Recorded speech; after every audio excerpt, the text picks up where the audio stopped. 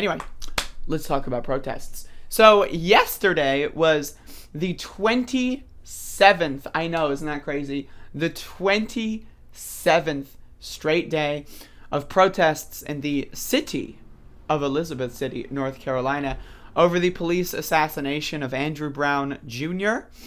And so we've been protesting for 27 days straight.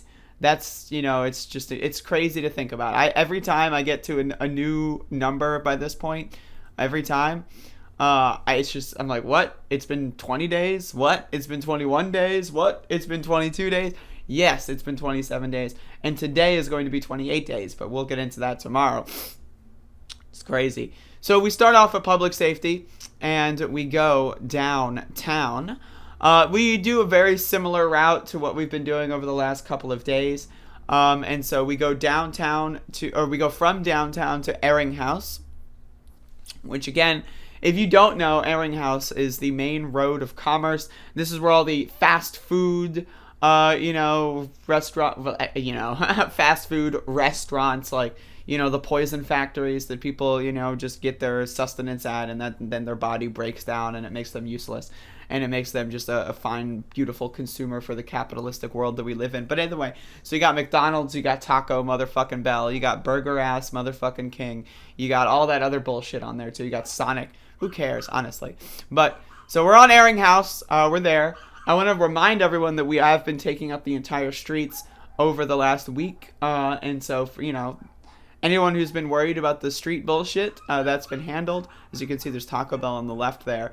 And there's people that are in their cars at that moment trying to, eat a Crunch Wrap and, just watching the protest happen. So imagine that scenario. That sounds pretty entertaining to me. So we're still on Eringhouse. Actually, I've got to say, to be honest with you, yesterday was some pretty good energy. One of my favorite parts was when we made it to the next intersection. Well, I guess not the next. We made it to the major intersection that we normally turn around at. And we just kind of stood there and occupied it for 10, 15 minutes. And that was pretty entertaining. So here we are. So we're at the intersection and we just kind of chill here for a while. People pass out food and water. Now, normally the cops have threatened to arrest us if we slow down. And as you can see, there's cops all over the fucking place. So normally they would arrest us if we slow down or stop, but that didn't happen.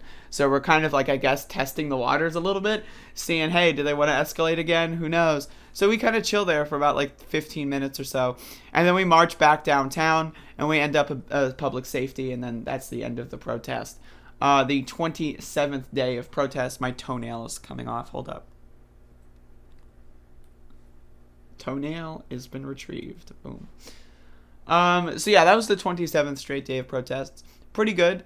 Energy levels were pretty high.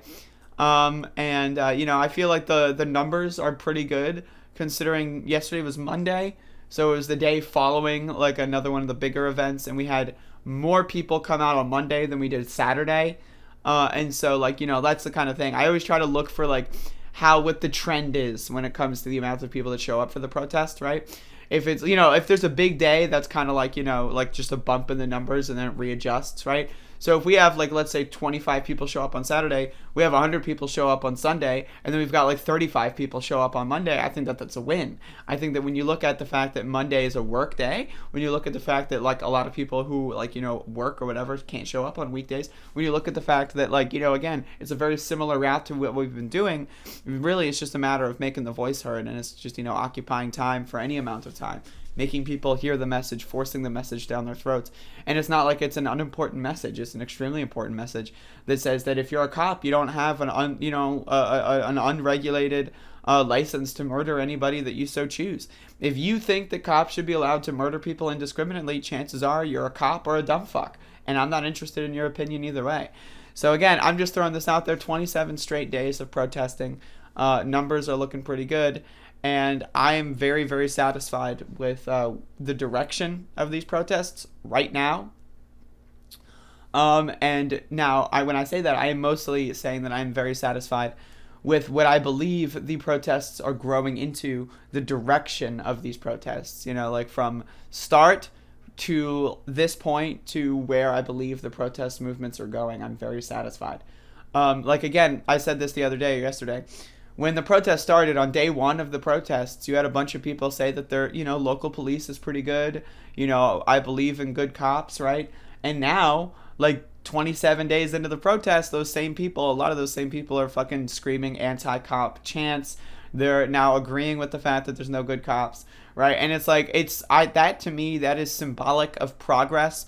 That is symbolic of people coming together, sharing ideas, looking at what's actually happening, and making actual, like, opinion changes, like changing their mind in a more progressive fashion over the course of the last couple of weeks. And that's the biggest thing you can ask for in these scenarios. Because, again, a protest that happens for, let's say the protest happened for 12 days, and then everyone got scared of the curfew, and then everyone went home, right? There would still be people that are out here yesterday and going to be out here today. There would still be people out there that think that there might be good cops. There would still, and so, like, there would still be people out there that think, all kinds of things that they would just had never had the opportunity to think about before.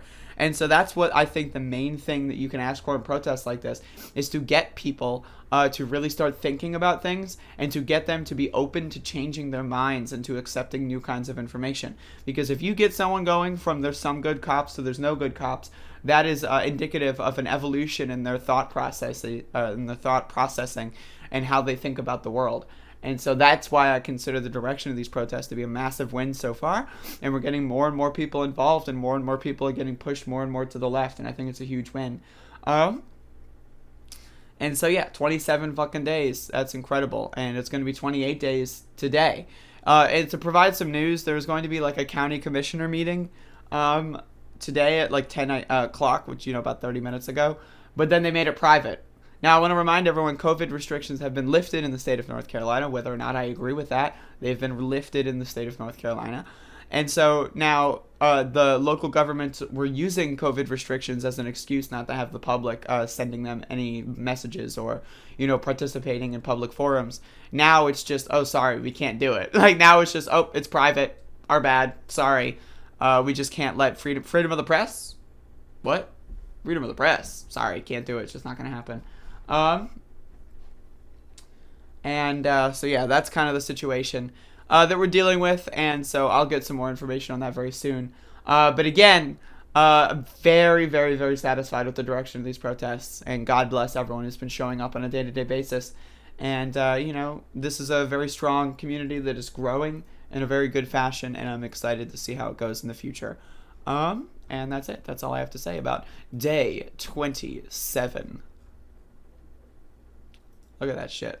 There's human beings here standing in the middle of the motherfucking road. Isn't that just amazing? Right? It's amazing. I love this city. It's amazing. Feeling good.